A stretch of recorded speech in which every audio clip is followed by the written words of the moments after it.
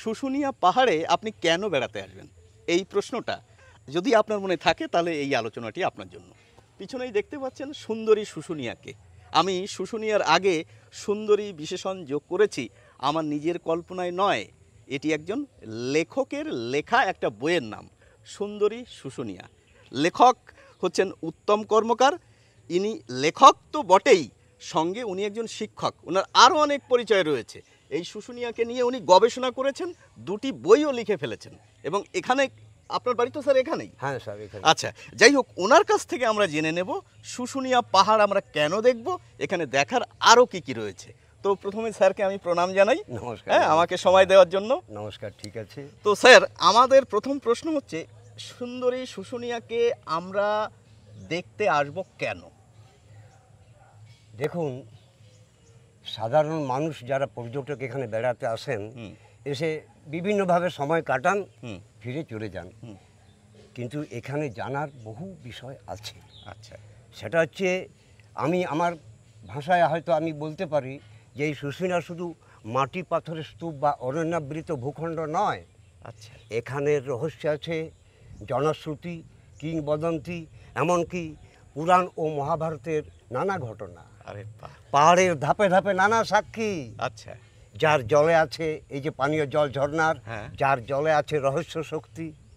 আচ্ছা স্যার, এই যে ঝর্ণার কথা বললেন, এখানে কটি ঝর্ণা রয়েছে? ঝর্ণা দুটি আছে স্যার। ও, ঝর্ণা এইটা লক্ষ লক্ষ পর্যটক এই ঝর্ণার জলটাই ব্যবহার করেন। মানে এই সামনে যেটা হ্যাঁ, রয়েছে? সামনে যেটা রয়েছে এটাই মূল। হুম। এরপর পিছন দিকে একটা আছে, ওটা শিলুবনা গ্রামের কাছাকাছি, ওটা দ্বিতীয় ঝর্ণা। মানে সারা বছর জল পাওয়া যায়? জল পাওয়া যাবে, কিন্তু সেরকম জলাধার করা নেই, বাঁধানো নেই, আচ্ছা, এইভাবে নেই। তাহলে আপনি কিন্তু একটি পয়েন্ট উল্লেখ করলেন, হ্যাঁ। যে শুশুনিয়া পাহাড়ে আসবো আমরা ঝর্ণা ধারা দেখতে, জলাধার, ঝর্ণা তলা দেখতে। হ্যাঁ। তো হ্যাঁ। এবং ওই জলটার বিশেষত্ব কি? ওই জলটার বিশেষত্ব হচ্ছে, দেখুন, এই জলটা অনেকেই ঝর্ণার জল বলেন, হ্যাঁ। কিন্তু আমি আমার কবিতায় সুন্দরী যে বইটা লিখেছি, সুন্দরী শুশুনিয়া, তাতে আমি এই জলটাকে গুপ্ত গঙ্গা নাম দিয়েছি। আচ্ছা, কারণ এই জলটা কোথা থেকে আসছে আপনি বুঝে উঠতে পারবেন? সারা বছর থাকে? সারা বছর এবং হাজার হাজার বছর ধরে পড়ে আসছে। ও, এই জল, ধরুন এই যে ভোলে বাবা, হ্যাঁ। শ্রাবণ মাসে যে ভোলে বাবাটা হয়, সেই ভোলে বাবার এই পবিত্র জল স্বয়ং মহাদেব মাথায় আচ্ছা, যাচ্ছে, আচ্ছা। তারকেশ্বর যাচ্ছে, একতেশ্বর যাচ্ছে, বিষ্ণুপুর সারেশ্বর মন্দির যাচ্ছে, ও, পুরুলিয়া জয়চণ্ডী পাহাড়ের শিবের মাথায় যাচ্ছে, বিহারীনাথ পাহাড়ের শিবের মাথায় যাচ্ছে। তো এই জলটা পান করে শুনেছি, এই জলটা পান করে। এবং এর কি কোনো উপকারিতা আছে? হ্যাঁ, বিশাল উপকারিতা। আচ্ছা। যে কোনো ডিএম আসেন, ও। প্রথমেই এই সম্পর্কে জেনে পরে এই জল ব্যবস্থা করেন নিত্য যাতে পৌঁছে যায়। আচ্ছা, এই জল আপনি পান করে পেটের রোগ নিরাময় হবে, আচ্ছা। এবং কি যদি স্নান করতে পারেন, হ্যাঁ, তাহলে আপনার যে কোনো চর্মরোগ আপনি মুক্ত হয়ে যাবেন। আচ্ছা, এতটাই পবিত্র জল। তো ঝর্ণা ধারার কথা বললেন, আর এছাড়াও এখানে রয়েছে, দেখুন, একটা যেটা হিমালয়ে যায়, আচ্ছা, হিমালয়ে যাওয়ার যে প্রাথমিক স্তর, হ্যাঁ। মানে প্রাইমারি স্কুল যেটাকে আমরা বলবো, রক ক্লাইম্বিং সেন্টার। আচ্ছা, ওই যে দেখতে পাচ্ছেন, ও, ওটা 4-5 তলা, হ্যাঁ, এখান থেকে ছোট্ট দেখাচ্ছে, হ্যাঁ, হ্যাঁ। 4-5 তলা বাড়ির যতটা উঁচু, হ্যাঁ। সেই ততটা উঁচু ওই পাহাড়, ওই পাথর, আচ্ছা। ওই পাথরের উপরে রক ক্লাইম্বিং ওঠানামা সেন্টার রয়েছে এখানে? সেন্টার এখানে, হুম, ওখানে ওঠানামা করে শিক্ষা দেওয়া হয়। হুম। আচ্ছা স্যার, আপনি বলছিলেন না শিলালিপির ব্যাপারটা? আর শিলালিপিটা স্যার পিছন দিকে।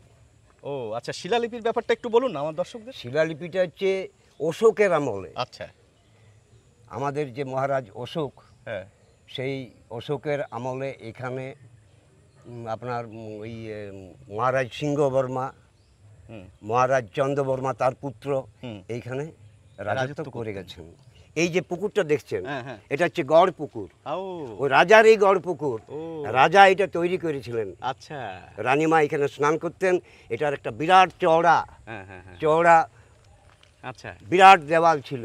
ও, হো, হো, সেই দেওয়ালের উপরে আচ্ছা, এই বাউন্ডারির মতন করা ছিল, ভিতরে এই গড় পুকুরটা থাকতো।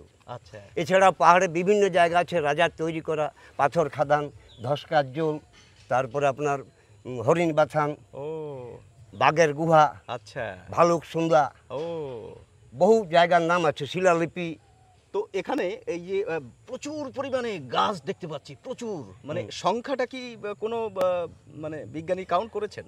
এইটা বহু আয়ুর্বেদিক যারা হ্যাঁ হ্যাঁ ঔষধটা করছেন, ভালো ভালো গবেষক ওনারা এখানে আসেন। হ্যাঁ হ্যাঁ। হ্যাঁ, 2 দিন 5 দিন 10 দিন 15 দিন আচ্ছা আচ্ছা। যাদের যেমন প্রয়োজন সেভাবে থাকেন। হাজার হাজার রকমের ওষুধ আছে, অনন্তমূল, শতমূলী, হ্যাঁ হ্যাঁ হ্যাঁ। যেটা রামচন্দ্র লক্ষণ খেয়ে হুম, হুম। আপনারা এখানে পাবেন। আচ্ছা বেশ। সীতাপত্র পাতা, আচ্ছা। যে পাতায় লিখলে হ্যাঁ পাতাগুলো একটু বড়, হ্যাঁ। আপনি যে কোনো কাঠ দিয়ে একটু লিখুন, লেখা উঠে যাবে। আচ্ছা আচ্ছা।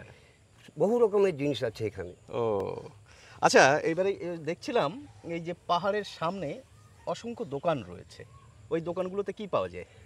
এখানে বৈশিষ্ট্য হচ্ছে কি জানেন, এখানে বাইরের এখন দু একটা জিনিস বেচা কেনা হয়, হ্যাঁ। কাঠের কাজ, সেটা অন্য শিল্প বা অন্য গ্রাম থেকে সেটা আনা হয়, অন্য অন্য স্থান থেকে। কিন্তু এখানে প্রধান শিল্প হচ্ছে এই পাথর শিল্পটা। আচ্ছা। এখানে মানে কটা বলবো, অনেক রাষ্ট্রপতি পুরস্কারপ্রাপ্ত শিল্পী, আচ্ছা। রাজ্য পুরস্কারপ্রাপ্ত শিল্পী, হুম হুম হুম। তারা সরকারিভাবে পেনশনও পাচ্ছেন যাদের বয়স হয়ে গেছে, এক খ্যাতনামা শিল্পী। আচ্ছা আচ্ছা আচ্ছা। এখানে মানে আপনি আপনি তো মাস্টারমশাই, অবসর নেওয়ার পরে আপনি দোকানও আছে দেখেছি আপনার। হ্যাঁ, হ্যাঁ, আচ্ছা হ্যাঁ। আচ্ছা।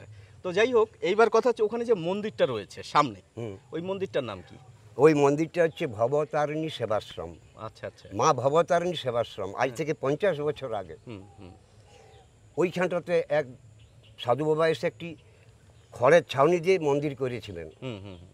তারপর সাধু বাবা দেহ রাখেন, ও, কালী মূর্তি, মায়ের সাধিকা- হ্যাঁ হ্যাঁ, সাধক ছিলেন। ধূপধুনো পড়তো নাই। হুম। তারপরে এই মন্দিরটি আস্তে আস্তে আমাদের সব স্থানীয় মানুষের প্রচেষ্টায় গড়ে উঠেছে, এখন বিরাট রূপ ধারণ করেছে। বলছি এই শুশুনিয়ার পাশে কতগুলো আদিবাসীদের গ্রাম রয়েছে, হ্যাঁ হ্যাঁ।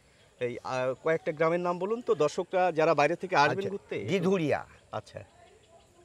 শিউলিবোনা, আহ, বাগডিয়া। পরিষ্কার পরিচ্ছন্নতার জন্য বিখ্যাত যে হ্যাঁ, গ্রামটা, বিখ্যাত শিলিগুড়ি। গ্রাম হ্যাঁ। শিউলিবোনা হচ্ছে পরিষ্কার পরিচ্ছন্ন, ওটাকে যেটা ওই যে নির্মল হুম, হুম। গ্রাম যেটা বলে খ্যাত হয়েছে, ওই শিউলিবোনা গ্রামটি সেইভাবে। আচ্ছা। তারপর বাগডিয়া, রামনাথপুর, হুম এই ভরতপুর। হুম হুম। ভরতপুরে আবার স্যার পটচিত্র শিল্পীদের? পটচিত্র ভরতপুরে, আচ্ছা, মানে ওই পটচিত্র শিল্পীদের যদি দেখতে হয় তাহলে আমাদের ভরতপুরে যেতে হবে। আচ্ছা, আরেকটা জিনিস স্যার, এই যে আপনি বললেন একটা পুকুর, পুষ্করিণী, হ্যাঁ, তো এইরকম পুষ্করিণী তো অসংখ্য রয়েছে। এই গ্রামের চারিপাশে অসংখ্য এখানে পুকুর আছে। আচ্ছা, আমি আমার কবিতাতেও স্যার লিখেছি। আমি আপনার কবিতা কিন্তু শেষে শুনবো, ঠিক তার আছে। আগে আমি আর দু একটা জিনিস জেনে নিই। আচ্ছা, এই যে ডোকরা শিল্পীদের কথা বলছিলেন। ডোকরা শিল্পী আছে আপনার ওই ভরতপুর, জলজেলা, এইদিকে গ্রামগুলোকে যেতে হবে। ও, আর বিরাট বিরাট কাজ। আর তাঁত বাসনের কাজটা কি হয়? আর এখানে আপনার আগে, আজ থেকে 200 বছর আগে প্রধান শিল্প ছিল বাসনের কাজটা আর তাঁতটা। হুম। সেটা আস্তে আস্তে খানিক লোপ পেয়ে গেছে। হুম।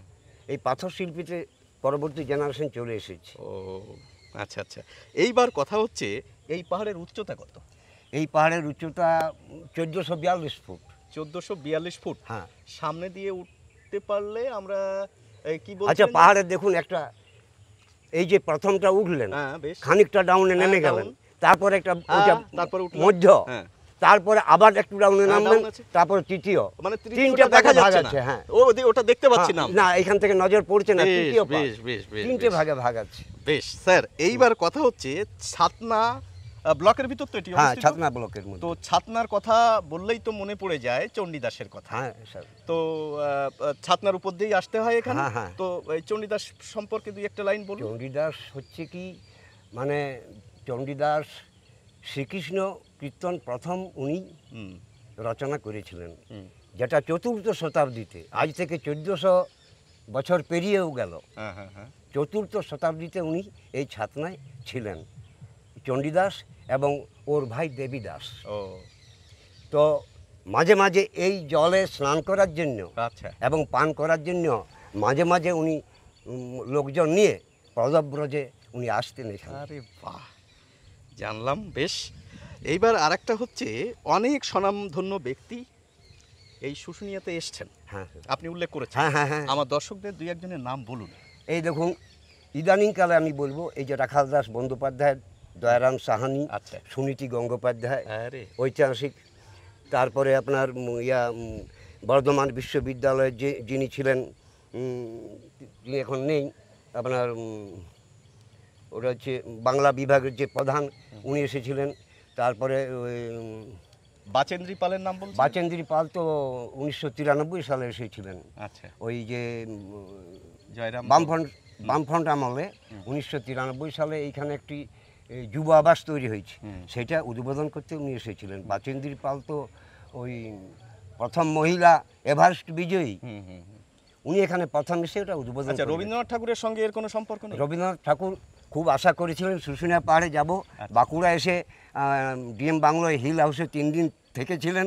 ওনার খুব ইচ্ছা ছিল, কিন্তু উনি বলেছিলেন যে এই একটা প্রাদেশিক শহর বটে, যেখানে এসে তৃপ্তি পেলাম। আচ্ছা আচ্ছা। কিন্তু শুশুনিয়া উনি আসতে পারলেন না। তারপর উনাকে, রবীন্দ্রনাথ ঠাকুরকে, বাঁকুড়ার কিছু বিশিষ্ট ব্যক্তি, একটি সিনেমা হল তৈরি হয়েছিল, শোনা গেল রবীন্দ্রনাথ ঠাকুর আসছে 1943 সালে, না 1939 সালে উনি আসছেন। তারপরে সেই নামকরণটা করতে বন্ধ রইল। রবীন্দ্রনাথকে বলা হলো যে স্যার ওটা আপনি নামকরণ করুন। রবীন্দ্রনাথ কি বলেছিল জানেন? যে আমি এসেছি এই কবি চণ্ডীদাসের দেশে, আমি নামকরণ করতে পারি? আচ্ছা আচ্ছা। হ্যাঁ, ওই সিনেমা হলের নাম চণ্ডীদাস থাক। সেই সিনেমা হল চণ্ডীদাস হয়ে আজও বাঁকুড়ার বুকে আছে। আচ্ছা, এইবার কথা হচ্ছে, আপনি কবি, আপনি লেখক, যাই হোক, আপনার পরিচয় পেয়েছি। হ্যাঁ। তো শুশুনিয়াকে কেন্দ্র করে আপনার একটি সুন্দর কবিতা রয়েছে। তো আমার প্রার্থনা আপনার কাছে, আমার দর্শকদের, শুশুনিয়াকে কেন্দ্র করে যে কবিতাটি আপনি লিখেছেন একটু আমাদের শোনান। দেখুন, শুশুনিয়াকে কেন্দ্র করে আমি অনেক কবিতা লিখেছি, কারণ এখানে বারুণী মেলা হয়, ভোলে বাবা হয়, হ্যাঁ, ট্যুরিস্টের সময় প্রচণ্ড ভিড় হয়। তো আমি একটি ছোট্ট কবিতা আমি আপনাকে শোনাচ্ছি। ওই শুশুনিয়া পাহাড় কোলে মনটা সবার ভরিয়ে তোলে, আমি একবার যাব বলে ভাবি, মা বলে সে অনেক দূর, বড় হলে যাবি। শুনি সেতায় বসে শীতের মেলা, পাহাড় জুড়ে লাইন দিয়ে ওঠা নামার খেলা, দেখব কত শিল্প আসর নিত্য নূতন রঙ্গে, ঝর্ণা তলায় স্নান করব মাগো তোমার সঙ্গে, গাছের ছায়ায় ইচ্ছে মতন করব বনভোজন, কেনাকাটায় ব্যস্ত রব বিকেলে দুজন, জেনে নেব অজানা সব বিশেষ স্থানের নাম, মহিরুহের কি অপূর্ব ওই শুশুনিয়া ধাম। উদাস হওয়া ছেলের কাছে মা যে ধীরে বলে, ছেলে যাতে ঘুমোয় রাতে গল্প শুনে ভুলে, অনেক দূরে ওই শুশুনিয়া পাহাড় কোলে যাবি তো তুই বড় হলে। মাগো সেটায় আছে শিলালিপি ইতিহাসে বদ্ধ, কোন ভাষাতে লেখা এই নিয়ে দ্বন্দ্ব, যাব বলে আশা রাখি কবে পূর্ণ হয়, এই কথাটি সদাই আমার মনের মাঝে রয়। নমস্কার। নমস্কার স্যারকে জানাই, আপনি এই বয়সে আমাদের অনেক সময় দিলেন। আমার দর্শকদের বলবো যে আপনাদের এই আলোচনা যদি কেউ শেষ পর্যন্ত শোনেন, স্যারকে প্রণাম জানাতে ভুলবেন না। আপনারা সকলে ভালো থাকুন।